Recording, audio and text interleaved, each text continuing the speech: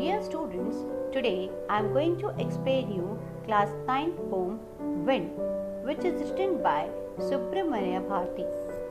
Students, talking about the poet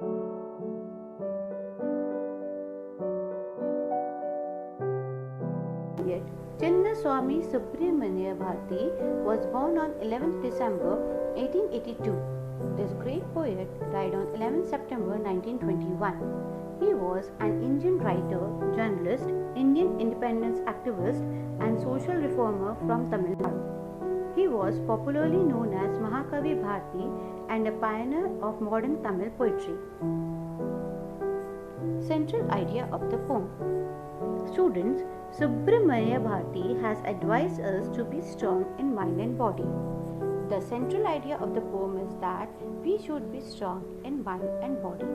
The wind will be our friend when we are strong. Actually, the wind represents the difficulties and challenges we face in our life. We should encounter them boldly. It focuses on the violent aspect of wind that causes destruction.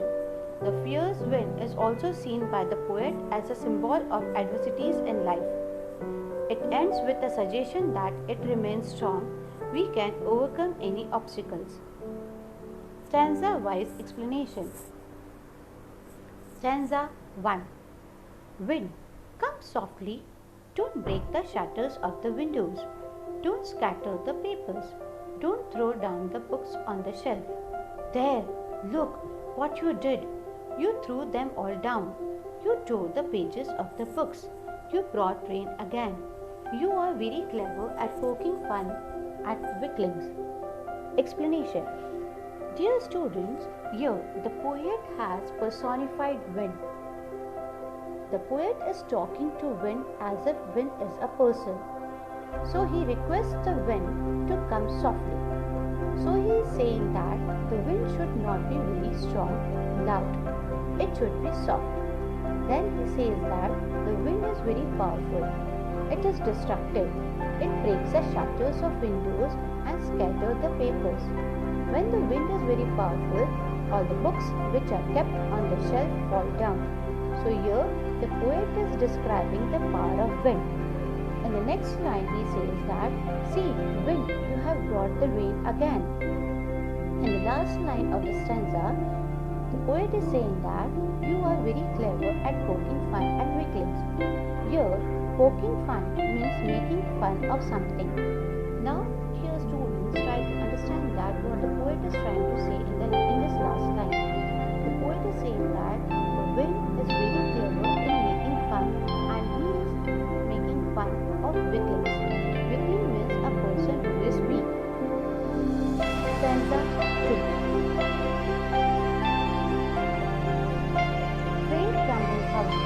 Crumbling doors, crumbling junkies, crumbling wood, crumbling bodies, crumbling lives, crumbling hearts. Here, the word crumbling is repeated so many times to lay stress that everything crumbles in the face of strong wind. Here, students, the word crumbling means falling or to cause something to break. So, the writer is saying that when the wind is very powerful, it is very strong and leads to breakage of everything. Now here everything means the houses which are weak fall, doors which are weak fall, the beams on which the roof of the buildings are supported, they also fall. All the wooden structures fall, all bodies of people fall, animals, lives, hearts. So he is saying that everything crumbles. In the second stanza, the word rafter means sloping beam which support the roof of the building. The next line, the wind god winnows and crushes them all. Dear students, try to understand what this line means.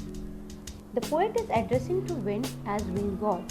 He is saying that the powerful god of wind winnows. That means he shifts all the people and those people who are weak fall down and get crushed. Now, what does this word winnows means? Winnows means to blow grain free of chaff, that is to separate grain from husk by blowing on it, as you can see in this picture. So here a comparison is made between wheat and people. Just like we know the wheat to separate the grain from chaff, the wind god separates the strong people from the weak people. When there is a strong wind, all things that are weak fall and get crushed. Stanza 3. He won't do what you tell him. So come, let's build strong homes. Let's join the doors firmly. Practice to firm the body. Make the heart steadfast. Do this and wind will be friends with us. Explanation. Students, the poet wants us to make friends with the wind. With this, here the poet is trying to give us the suggestion. Here the wind means the adversities in a life. Children, we cannot think our life without hardship, challenges and these adversities. So here the poet says that the problems will not listen to us. They will come. So we should be prepared. In preparation, we should build strong homes and close the doors of our house firmly so that the wind cannot get into. And then he says that we should also make our bodies strong and hearts firm to face these challenges so that this clever wind cannot make fun of us. And then once we are strong enough, all the challenges will be like friends. We will not feel that they are troublesome and we will live our life happily and in a better way. In this stanza, steadfast means firm. Stanza 4.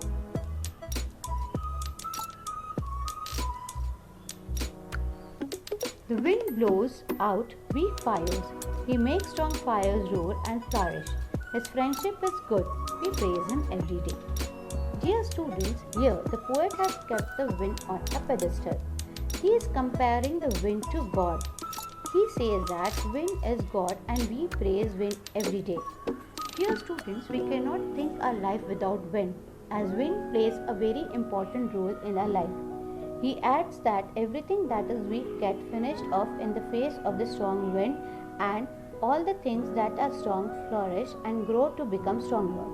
He is giving us a very important message that we should not feel bad that we are facing so many challenges and adversities in life. We should make ourselves physically and mentally strong to face these challenges. And once we are strong enough, we will overcome the challenges, we will become friends with them, and then we will be happy that we had these challenges in our life because they help us to become stronger and better. In this stanza 4, the word flourish means grow.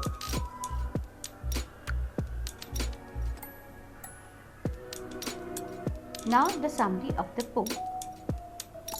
In the poem, the poet is talking to the wind as he asks the wind to come softly. Poet also says that wind should not be strong and it should come delicately and softly, as we have seen in the first stanza. Then he describes the powerful wind is destructive and it breaks the shutters and windows and scatters the paper. Moreover, when the wind is very powerful, then it takes down the books from the shelf. After that, he asks the wind to look at the damage it has caused. Further, whenever the wind is strong, all the weak things like plants, children, etc. get fearful and sometimes get hurt. In the initial part of the poem, the poet is referring to the wind as a young child. Firstly, he asks that it comes softly as a child does. Later on, we come to know that it became destructive like a youth full of energy, violence and destruction. In the next para, he continuously repeated the word crumbling to lay stress that everything crumbles in the face of strong wind. So the poet wants to say that everything breaks when the wind is very strong and powerful. He says that weak houses, weak doors, beams, wooden structure, bodies of people, animals, etc. fall and crumbles. In addition, everything which is weak reacts by breaking or falling down in the face of hardship. Hence, the poet says that whenever weak people faces hardship or challenges in life, they fall or break down. In the next paragraph, God, and he says that the powerful God of wind examines, meaning it shifts people, and those who are weak fall down and get crushed. Therefore, here the poet made a comparison between wheat and people. Just like we sought the wheat to separate the grain from the chaff, in the same way the wind god separates strong people from weak people. Moreover, when there is strong wind, all the things that are weak fall and get crushed. After that, the poet wants us to make friends with the wind, that is the hardship in our life. He says that we should be ready for the problems as they will come and will not listen to us. Also, we should build strong homes and close the doors of our house firmly so that wind cannot enter them. Moreover, the poet says that we should make our hearts and bodies stronger to face these challenges. And when we are strong enough to face challenges, then we will not feel troublesome. He keeps the wind on a pedestal and comparing it to God. The poet says that wind is a god and we praise it daily. As I explained you earlier in the poem that we cannot live without wind, as wind plays a very important role in our life. And we praise wind and we refer wind as our God. He also adds that everything that is weak gets over in the face of the strong wind. In addition, all the things that are strong flourish and grow stronger. The poet gives us the message that we should make ourselves physically and mentally strong to face these challenges. Also, when we become their friend, then we will be happy, as they will help us to become stronger and better, because the challenges and hardship of our life make us better. Now, moral of the poem. The moral lesson that we learn from the poem is that the poem inspires us to face challenges and hardship with courage, firm determination, and grace. The poem Wind is a symbol of problems and obstacles which are to be dealt without fear. Now, literary devices used in the poem. First, anaphora. Anaphora means when a word is repeated at the start of two or more consecutive lines. It is the example of anaphora. Like in the lines 2, 3, 4 begin with don't. Don't scatter the papers. Don't throw down the book on the shelf. Don't break the shutters of the windows. These are the example of anaphora. Same way, lines 6, 7, 8 begin with you. You tore pages of the books. You brought rain again. You are very clever at poking fun at weaklings. These are the examples of anaphora. Next, personification. When non-living object has been given human quality. Wind has been personified. When the poet says you are, he is referring to wind as you. That means he is treating wind as a person. Next, repetition. Repetition means when the word is repeated in the line of the poem. Crumbling is repeated many times to make emphasis. The poet wants to say that the wind crushes everything that is weak. That is why he repeats the word crumbling. Crumbling is the example of repetition. Next, alliteration. The repetition of consonant sound in close connection. Wind, winnows, won't are the examples of alliteration. Next, symbolism. Symbolism means that the thing refers to some other thing. Like in this poem, dear students, you have seen that wind is a symbol. It refers to the challenges in life. He is using wind as a symbol for the adversities in a life. Thank you. Presented by Prerana Vyas. Hope you understood the poem well.